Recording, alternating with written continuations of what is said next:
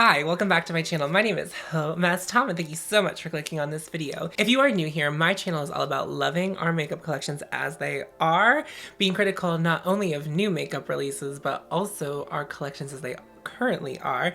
And I am currently on a 6-month no-buy. I'm at the tail end of it here. We're on month 6 of 6. So that's what my channel is like. A little bit of anti-consumerism, a little bit of like being critical, taking a step back. That's what I'm all about. If that sounds good to you, I would love to have you subscribe, and we appreciate likes on this channel, so you can go ahead and like this video if you are into this kind of thing. Today, as if you are already a subscriber to my channel, you know that this means that we are not putting on makeup. The makeup has already been applied, darling. Today we're gonna talk. If we're over here, we're talking. If we're over here, we're gonna have conversations. And today what I thought would be fun is everyone loves a worst of the year.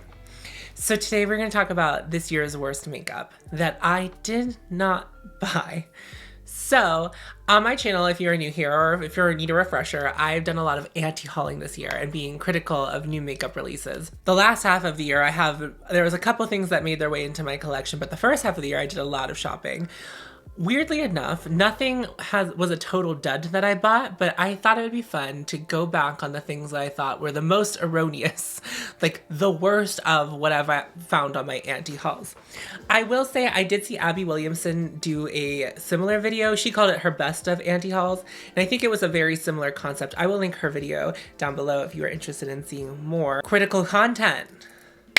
We're not going to call it negative content, we're going to call it critical content, because that's what it is. I curated a list. I went through all of my anti-hauls, all of my new makeup nonsense bingos. I went through all of it, darling, and we are going to discuss the things that I think are the worst. The first thing is not really a specific item. It's kind of a trend that happened this year that I didn't resonate with me really at all, and it was like water activated liners really had a moment this year. Water activated liners had a moment. People were all about the water activated liners as if they were something that had never existed before, but we've had water activated liners for a very long time, and I just don't know why those kind of took off, color water activated liners. It's like Kryolan and Mayron have had water activated paints for a very long time, and I guess if you're going to talk about the consumer market and not the industry market, Suva Beauty has been making them relatively available. So I don't know why they had a moment this year. Indie brands were really into this idea. Here's my thing with water activated liner. I think they're very pretty, and if you are really good at getting the balance from water to liner to ratio, I can't do it. And the other thing is typically those kind of liners will crack, and I'm not too fussy with my makeup, especially with something like that. Normally if I'm going to use a water activated paint or liner, it's for taking photos almost exclusively. I'm not wearing that look out and about. So that's fine, but I don't know. Nothing about that ever really appealed to me, so it wasn't for me. And I don't know why we did that this year. Disclaimer, before we move on to other parts of this video, if you bought any of these or any of these were releases that you really want, this is not a commentary on you. I'm not saying anything bad about you. You are allowed to like and want these products. These are just things that I felt I don't know why we were doing them, and you are allowed to have a different opinion than me. And if you bought these and they really worked for you and they're beautiful products, I would love to hear about your experience with these lovely, wonderful, beautiful products. And I'm not being sarcastic. I would like to hear about that. So let's not be petty. We are being petty, but let's not be mean, okay? So before we talk about the next one, I have had a very storied relationship with this brand, meaning my feelings on them are always kind of similar, and I think that this brand particularly will appear multiple times throughout this video, but it's the Trixie Cosmetics Daytime Realness palette. I hate blue eyeshadow palettes. I hate them. I don't know who the market is for these, and there's something about Trixie's eyeshadows that I find they look like I'm not gonna like the way they work. And there's nothing wrong with that price point of makeup, but there is they all perform very similarly in my I don't know, and I've never used them. Again, let's recall that I have never used any of the products that I'm listing on this video today. Like none of those they all look very powdery. I don't know, but also just like blue. And I'm pretty sure, if I'm recalling correctly, this was Trixie Cosmetics' first palette that she released. And it was a blue palette, which is like very specific audience. Not everyone wants to wear blue. But also just like, why? Why blue? And I know Trixie's brand is a lot about like having fun, and I am definitely someone who it lives on the more like, I like luxury. I think Trixie's packaging is very cute. I like something that like I like weighted, streamlined packaging, beautiful packaging. Heavy. I like heavy packaging. Yeah, I'm gonna say it. I like heavy packaging. I'm not often traveling with my makeup either, which is like why I say that. Like if it's gonna live in on near my vanity, I'm okay with it having like heft to it. I just like don't understand this release. But like, yeah, like I said, Trixie obviously is a drag performer and has a lot of drag performer friends, and a lot of Trixie's audience are like younger people who are gonna be like more into this color story. But like, ooh, a light blue eyeshadow palette is just like not my destiny. That's Trixie's child, but not my destiny. And I'm just gonna move on from it. Like I literally I never liked the way this looked. Okay, I'm gonna ask everyone to, we're gonna reflect memories. Use your brain. Does anyone else remember? Do you remember Ciate London released the I Am Woman palette this year? Now, in theory,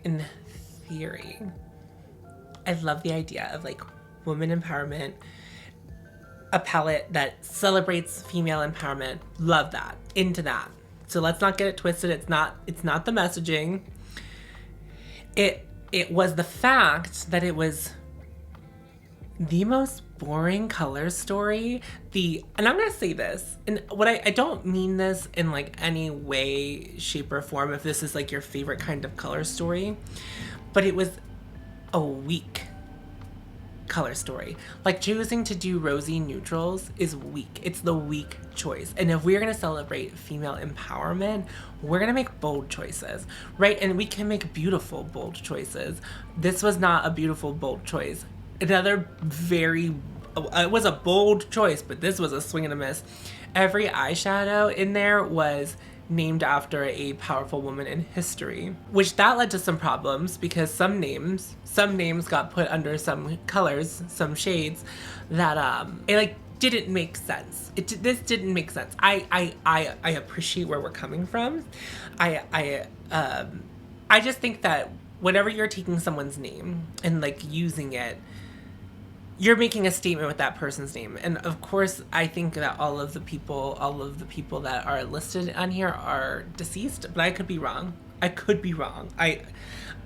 taking a second look at the palette. Yeah, the light cream shade is named Frida Kahlo. Harriet Tubman is like a light pink shade. And it's the thing is, it's like you're not gonna win. Even if Frida Kahlo, the shade Frida Kahlo, that cream shade, was named after a lighter skinned woman. It's like none of it feels good. And like they were like, we love women. The fact that this had Ciate is a business, and you know, whenever a business makes a decision and produces something, it goes through rounds of people going, yes, that, no, that, yes, that, no, that. This made it through some rounds, made it all the way into production, and I just don't understand how. What I'm about to say might be pretty unpopular, because this isn't really beauty, this is skincare, but I'm gonna say that Fenty Skin was a flop. Now, I'm sure it sold well, and I'm sure that there are people who enjoyed it and it worked very well for. But I'm gonna go ahead and say, for me, Fenty Skin like missed me. Now, when we think about, because Fenty Skin and Fenty Beauty, they're like different energies that don't simulate. And I understand that they're like technically different operations and different businesses. But what Fenty Skin, at least at launch, I'm pretty sure that Fenty Skin has released other products, but I have not been watching the brand because I'm not interested in it. But the original launch was what? A toner, a cleanser, and a moisturizer. Now when you compare that to the launch of Fenty Beauty, which was, I believe, 50 foundation shades, a slew of highlighters for like whoever, for everyone, like a universal lip gloss. There were so many options in the original Fenty Beauty line, like so many options. The matchsticks, I can't remember everything, but there were options. There were so many options. And then Fenty Skin launches and it's like, this is it. And to me, that's like such a letdown because skin is also as diverse as skin tone. So I do want options within one brand of what I can buy, because me as a 31-year-old, I'm going to have very, very different concerns than someone who is young. And this feels like someone like targeted to a younger demographic. And I think that's fully fine. And I think that there should be skincare brands that are creating product that's going to be great for people who want to get in skincare when they're younger, because I think skincare is important and the younger you start, the better. I think that that's definitely a thing that should exist. However, like if you're gonna try to call it inclusive by like everyone can use these things, it's like, yeah, that's true, but like I, as a 31-year-old, I'm gonna want some potency in some of my products, right? I want something with a retinol. I want something with a glycol. I really like exfoliation, and I understand that the toner has some exfoliating factors to it, but I'm sure it wasn't a vigorous exfoliation. I like something where I can like feel like, you know, my skin's gonna feel like brand new after. And I just like feel like Fenty Skin did not like provide the intrigue or the range that Fenty Beauty provided when it launched. And I understand that Fenty Skin kind of launched amidst a pandemic, but we could have held out. I think we could have waited for Fenty Skin. If we were gonna do something bigger and something better, I would have rather have waited for Fenty Skin to be that, as opposed to like, let's launch these 3 items.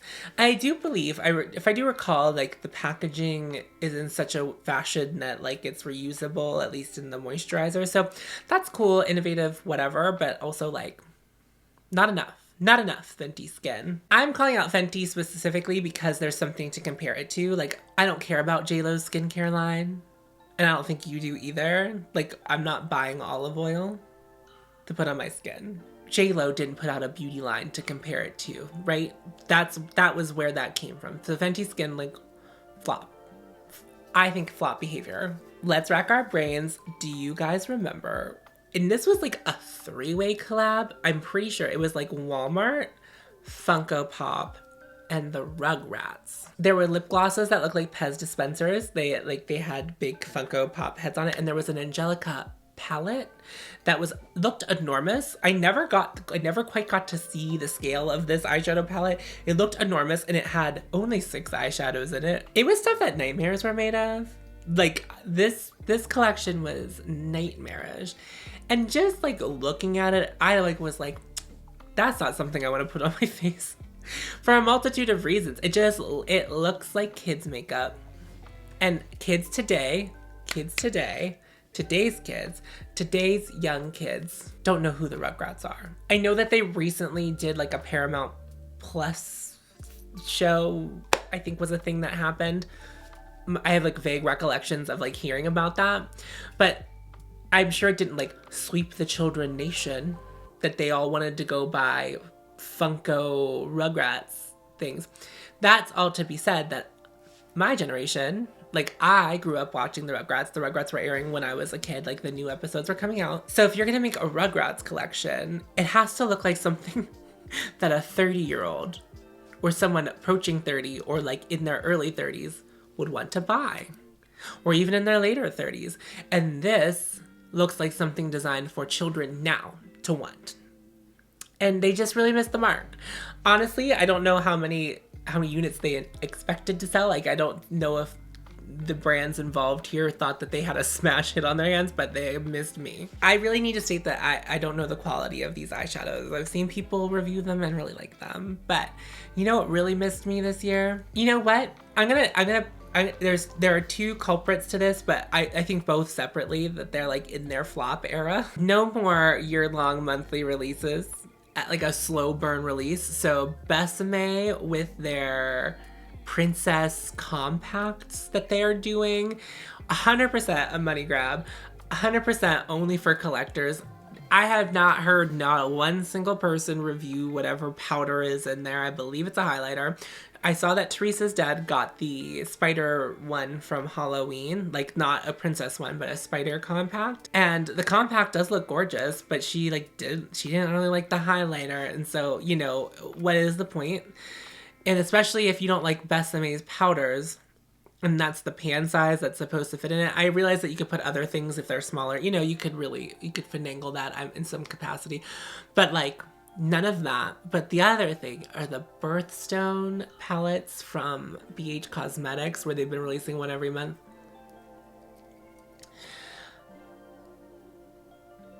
BH Cosmetics really misses me in their marketing and their color stories. Like, I have not seen a BH Cosmetics palette get released that I want to try. Like, there just isn't one. And I know that I've heard only good things about their eyeshadow quality. I've heard only good things about the brand in general.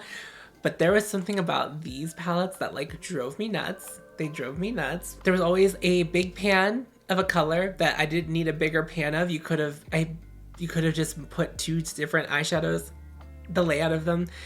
And like in general, I'm like kind of done. I'm kind of over, you know, astrology inspired things. I know we're gonna continue to see it because it's like, it's not like, I don't think it's, here's the thing. I think brands think it's an easy concept to take and run, and when they take it and they try to run, they've only ever failed. I think if you like really took the time and like did a detailed, well thought out execution of like astrological sign makeup inspired stuff, I think that's like very cool. But I don't know that it has to be, I don't know that it has to be something that you have to buy during your signs. Like, I don't need to buy my Scorpio thing during the Scorpio season, right? If someone's gonna do them in the future, I think that they really need to like take the time. And I realize that birthstones are different than astrological signs, but same energy. These BH Cosmetic palettes like really never did it for me. And yeah, I don't. Yikes. The Jaclyn Hill Set and Prep collection. There's something to be said by picking like a very niche thing to try to like own the market in. Like, a lot of brands have prep and setting things within their brand, but to release it as if it's a collection. And there were so many steps to this prep and set. Like, who's gonna use all of those steps? Because they were kind of being sold as like, you need all of these. No, you don't. Like, some people do more prepping and more setting than other people, and if that's what works for them and that's the journey that they're on, I think that's great. But I think to try to sell the market on like needing this many steps and this many things in there, it's like, no, I'm more of a keep it simple at first and then like build on it. Like, I have a very specific amount of powders that I like to use. So like, I use a specific powder on my cheeks and forehead and under my eyes, and then for the rest of my face I use a different setting powder. But that's what I like to do. But I would never, if I was coming out with like powders, I wouldn't come out with two powders and be like, this is the powder for this part of your face and this is the powder. Like, this just like a lot. It's like a lot. Beyond that, the light and the medium tones of the collection were very similar, and it like, I saw reviews on them and everyone was like, if they liked it, it was like meh at best, or if they liked something, they liked one specific thing from the collection, it was not the whole collection. It was just like very much a like, who needs this, who needs this, who needs this. And you know, this isn't Jaclyn Hill's first blunder with makeup, and I don't think this was like a blunder. I just think I personally was like very confused of the idea of like a prep and set collection. Something being presented as a collection was weird. I love prep, I love set. I love both of those things because I think they're both very important for a quality finish of makeup. But everyone needs to like find their own niche and find what works for them, and like for you to say like this is the way and try to sell them as like a whole thing to someone is like, it's too much to me. It's not it. Bite Beauty, I don't even know what they're called, but the blushes that came in the round packaging, I've never been so infuriated about packaging that I never have touched. Like never have touched. I think even the Beauty News did a makeup breakup on this item, and like so much product stays in the container because of the way it's shaped. No, I hate when I have to like cut something open to get the end of it out. And in like a tube, it's okay because you can kind of like cut off the tube and like scrape out the product and put it in another component. But like, I'm not gonna do that with this blush. And also like the shades that they chose, they look sparkly. I don't mind a shimmer. I actually prefer like a blush with a sheen to it. But like, these look like a lot. They look like a lot. And I think the other thing is like the disappointment in this product is, so Bite went away for like a period of time, right? They like relaunched the brand, and instead of just being a lip brand, they had like the foundations and primers and powders. That's what they were like. They were getting into to complexion. They were expanding on the range and making it more diverse, which I think is great, right? Because how often are you rebuying a lipstick? Now, I understand that there is a market of people who wear the same lipstick every day, and they would run through those lip pencils and run through those things, but truly, us makeup wearers, the people who that they're probably going to like sell to the most, you're gonna have to do like more than lip products to like make money. Like you're gonna need a hero product that like has a high rebuy value. Like I think it's like when you think of Benefit, all of Benefit's hero products are products that you have to rebuy monthly or on a regular basis. So like eyebrow products, people are burning through. Mascaras, people are burning through. So Bite didn't really have that. And then they released, I don't know. I didn't like that foundation. I didn't like the other things. And so like this blush just, and I always felt like Bite was like a little bit more elegant, and then this packaging didn't feel elegant. I don't know. Bite's relaunch is something that I feel like should be studied. Because I didn't get it. They went away and then they came back, and I just was like, I don't know about all this. Also, they like did not come back with a lot of the shades that people really liked, and it was a confusing relaunch. And the last thing I liked from Bite was their original formula of the agave lip mask. I really liked the original formula, but when they made it vegan and like the lanolin was taken out of it, that I didn't like it as much. Anyway, this isn't complaining about Bite. I just think that this packaging was ridiculous. I thought the product kind of looked ugly. I just like, it was just like I didn't understand what Bite was trying to do, trying to do with this. Do you guys remember when Huda put an angelic interpretation of her face on face palettes and then sold them? And like, she was gold lamed. She was just, I have no idea about the product. Huda's products I think are very hit or miss, and I think that her hits are the things that people tend to not buy, in my personal opinion. Or like things I think Huda's 18 pan palettes for the most part are very nice. The quality of them is very good. But I think the 9 pan palettes, which seem to be the thing that people lose their minds over, are garbage. Garbage quality. I would never buy one of those. I wouldn't buy them for my closest enemy because I just think that they're trash. But the 18 pans are different. They're different. They're very good. They blend really well, but they all look the same sort of. So it's like, what's the point? And I like her lip balm. I got it in gratis. I used the whole thing up. I thought it was very good. I really liked lip balm. I don't think it's something I'd ever buy, but it was very nice to have while I had it. These face palettes, they're just so gaudy. Even if I liked Huda's product, if I liked Huda, liked the brand, there's something just too gaudy about this packaging, too self-fulfilling prophecy feeling, it's like too much, too vain. And listen, as someone who is currently looking at themselves not only in the mirror, but then editing themselves and hearing them and looking at themselves talking a lot this month in particular, but also on YouTube in general. I get it. Like, what I do is pretty vain, but a lot of that vain self, you looking at myself is like by my lonesome. Like, I'm doing that in private. I'm not selling a product that like has my face on it like that. Like, it's just like a step too far. Now, I didn't watch any reviews of the quality on this palette, but like it, to me, like, I saw it and I was like, yeah, no, no, that I wouldn't buy that. Like, if the packaging is so obtuse that I am not, like, I wouldn't want to buy it just for the way it sheerly, like, just the sheer fact that it looks the way it does. It's a bad product. It's a bad product. You've like you've lost me before we're even talking about what's inside. I don't even remember what they look like on the inside. I just know how I just know how like I hated that packaging. So Urban Decay decided to release the Mini Naked 3.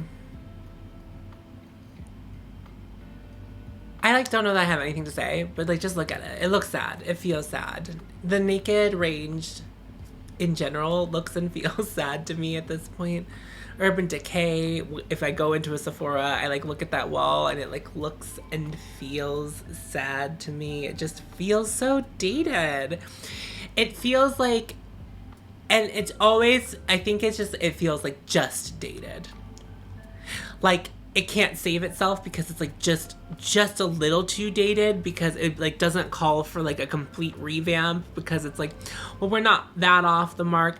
But like this, again, I talked about it in my original video that when I talked about it, I talked about how like there is a consumer for this, and it is the person who like walks into Sephora and is like, I come in here once a year, I need an eyeshadow palette. Like, this is for that person. But even then, it's just like not it. It just isn't it. I have no idea about the quality of these eyeshadows, but Hourglass really was out here trying to get us to buy these eyeshadows for like an asinine amount of money. Now, I have paid a top dollar for a single eyeshadow, but 5 eyeshadows for more than $100? You got me fucked up, because like the bundle, like if you bundled them and bought the tin, it was like more. It was somehow more than if you just bought the 5 eyeshadows. Because most brands, it's like if you buy a certain amount, you get a discount, but not charged more. Like, it's like, oh, if you buy our tin and then the amount of eyeshadows that fit into the palette, you get a discount because you're buying in bulk or whatever. Like, that's the vibe. I don't know. Like, not that the eyeshadows don't look beautiful, and I don't know how they perform, but I know that I really like other powder products from Hourglass, and I know that Hourglass is a brand that isn't inexpensive. But this was like, you know, where's that line in the sand? I found it, because I can buy a Tom Ford quad. I mean, I know that's 4 shades of eyeshadow. I could buy that for $88. I could buy, you know, 5-6 Cleona shades, which is going to be like much more special than an Hourglass. I could buy that. You know, I could go support an indie brand and probably buy a whole palette's worth of eyeshadows for that amount. Like, it's just like, it was so ridiculous. Like, it's such a flop, because it's like no one even wants to buy it, to review it. And again, I'm someone who likes luxury makeup, and I have bought luxury makeup, and I have forked out some money for makeup. It was like, I would do anything for makeup, but I won't do that. Like, very Meatloaf, very feeling that. Like, no, I'm not gonna do that, Hourglass. So I think that they just went too hard. They came at us really hard and fast, and we were like, in this pandemic, you're gonna go ahead and do that? Like, no ma'am. Jaclyn Hill released the Hot Tropics collection, and she released, what, 4 bronzers? And there was no gradient to them. They were like kind of all for the same skin tone, and it was real sketch. And she got herself into some hot water, deserved hot water. I understand there are people who criticize Jaclyn Hill for things that like shouldn't be criticized for, like the way she looks, what her body looks like. Those are not things that I'm coming for, but Jaclyn Hill can be criticized for being inconsiderate when she is designing and creating shades for her product line, and this was inconsiderate, because it's not hard. And she tried to act brand new, It's like Jaclyn, I'm sure, at some point has criticized the brand for their shade range. I don't watch Jaclyn Hill's content, but I'm gonna go ahead and take a guess that is something that has come out of her mouth when she's been reviewing product or looking at product. Like, she has probably complained about shade range before. So like, how very dare you create the same problem in your cosmetics line? As someone who knows and has reviewed makeup and has been critical of makeup in the past, you like didn't think you were gonna get called out for that? How dare you? Like, how dare you? I don't know if anyone else found this to be a flop, but I did. This was like a personal flop. So Natasha Denona released a full-sized retro palette. I'm someone who very much loves the mini retro palette. Loves the mini retro palette. Of the mini palettes that Natasha Denona has released, the mini retro is my favorite. I liked the like light green, and I liked the champagnes, and I liked them all together, and like the slate pink hue, like pink and green together, beautiful. Then this monstrosity of just like a pink eyeshadow palette came out, and I was like, no! How very dare you, Natasha. Don't do that to me. Don't do that to me. I don't want a pink eyeshadow palette. Again, this is me speaking personally. Like, there's nothing about, like, I understand it's confusing as I sit in this pink chair. I love the color pink. I have a pink earring in. I love the color pink. You know where I hate pink being? Like, here. Like, I just, like, don't love pink makeup. I've talked about it ad nauseum. Like, I don't like a pink blush. I have a couple pink blushes in my collection, and every time I use them, I'm like, the reason I don't use this product is because of the color, and it's not because of the formula. I just can't. And so for this to be real, and I bought the Love palette. I don't know what I thought I was doing. And I like didn't hate the Love palette because it leaned a little bit more red, but oh my God, no mauve pinks. No mauve pinks. I don't need a whole palette of mauve pinks. It's like, not, where is the green? There is green in the retro palette. Now, I heard a rumor somewhere, and I say heard a rumor, like I was watching a YouTube video, and like, I guess there's maybe a little bit of buzz about like that not being the end of the retro collection. Like, there might be another midi retro. And so if there's a green midi retro, now I might be into that. I might be into that because I love green. I love green. I used a Natasha Denona green eyeshadow palette on my eyeballs today. So I'm not opposed to forking out money for such a thing. I don't know if there was anyone else who really loved the retro mini as much as I did and was like very disappointed in it. Like, I was so excited when it was announced, and then to see it presented, I was just like, well, that's quite the letdown. Quite the letdown for me. Got2B Brow Gel really missed me. Now, I don't know how much this item cost, but like there was something about Got2B packaging their gel, because it's like a trick, right? It's the trick of the trade. It's like, buy Got2B hair gel instead of forking out the money for an expensive eyebrow gel. So I understand the concept there, but Got2B really missed me when they started putting it in packaging specifically for that. And I understand that like there's a cool convenience to that, but like I said this in my original video, and I bet I'm right, but I will put the prices of a Got2B hair gel with a bunch of product in it versus the Got2B eyebrow package gel. And I'm sure they're gonna be about the same price, and the eyebrow gel is gonna be like this big, and then the hair gel is gonna be like this big. So this is a screenshot from Target's website. This is $4.79 for 6 ounces. Now, I tried to do some digging. I don't know if Schwarzkopf already has discontinued the product, but when I found it, it seemed to be only sold over in the UK, and it was about £3.49. So that's like the same price as a full-size tube for 6 ounces. So why would we buy the little one? I just don't understand. It makes me so mad. So why not buy the big thing and just it will last you forever and maybe be a little bit messy, but like, why are we doing this? I just hated that. I think the smart thing would be to like market your hair gel, like not repackage it and just like, you know, throw that in as like a fun little gag into your marketing somewhere and be like, for your eyebrows too, bitch. Haus Labs is a brand that I feel like not great about in general, because like Lady Gaga and her brand, and it doesn't make sense the way the packaging and the presentation of Haus Labs and what it is and what is it. Like, I just think that that's it. It's like, what is it? But I do think that Haus Labs did a really good job with their most recent collection for the holidays, like the gold, the House of Gucci, that one, the one that, you know, is kind of a movie tie-in. This Love for Sale palette, it was the boringest, it was the most boring palette that Lady Gaga could come out with. And it's just like, I would so love to be inspired by Haus Labs. If the most recent collection is any indication of like where we could go with Haus Labs, I'm like very interested in that journey. But I also try really hard not to shop on Amazon, which is like one of my other problems with Haus Labs, so that can miss me. But there's like nothing texturally beautiful about this. It was just like very flat. It's very flat. All of the imagery is very flat. It's very flat. I just like don't understand. I'm okay with like brands having a neutral palette in their collection, but like this is not it. It just isn't it.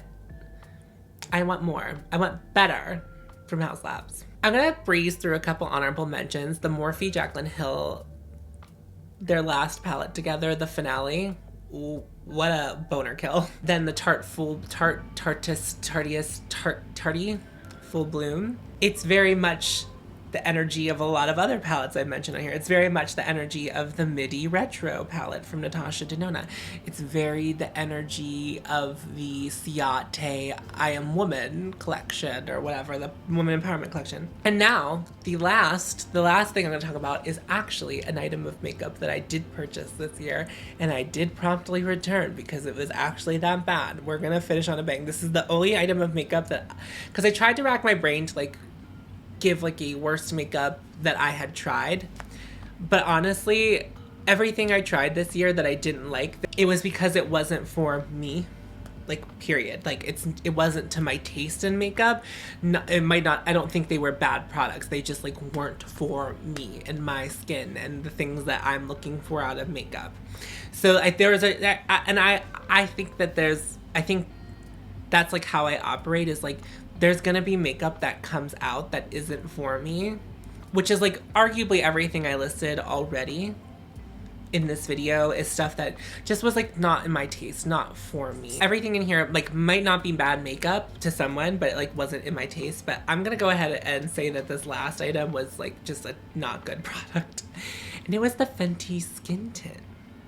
And it was bad. It was really bad. It was bad. I did a whole review on it, and I'm trying to, it was a while ago that I bought it and like reviewed it and tried it, and I remember being like baffled because while Fenty has had like some things that like were not for me, like this was a mess. Like I have oily skin and I did not like the way it mattified. It was patchy. It like didn't really blur, and it like didn't really do any of the claims it had claimed to like provide, and I just didn't get it. It was not it for me. The packaging was kind of cool and kind of sleek, but after it came out of that tube, it was like not great. Not great. It made my skin look worse, and I like can't believe that, because I just can't believe that. Like, it just wasn't good. It was really bad. And I wish I could articulate that more in this moment, but it was the only piece of makeup that I tried this year that I was like, this is really bad. I don't know who this is for, because ideally that would be a product that is for me. As someone who has oily skin and prefers light to medium coverage for my foundations, like that's my favorite kind of foundation. So like to have a soft matte option in a skin tint was like pretty exciting for me, and then for it to perform so poorly, that's not it. And I'm not someone who's like not gonna use it in product because it has talc in it, but talc is like the second or third ingredient in that product, which is baffling. That's a lot of talc. So that was another thing that I was really mind blown whenever I was reviewing it. I was just like, that's a lot. That's like it's the third ingredient. It's a lot.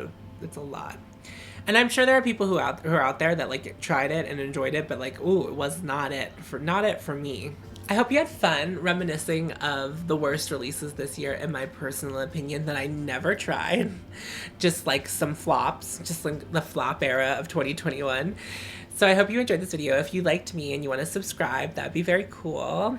you can go ahead and do that. And again, we appreciate likes on this channel. It helps me, algorithm, blah, blah, blah. I also have a Patreon if you want to see more content from me. And I am uploading daily this month. And then my other series, my month-long series, I am trying to put every piece of makeup that I own on my face before the end of the month.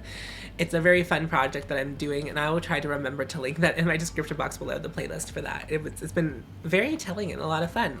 A lot of decluttering. So you can go ahead and check that out. I appreciate you. Thank you so much for watching. And remember to follow your Haute. And you will find me. Thank you again. Bye, friends.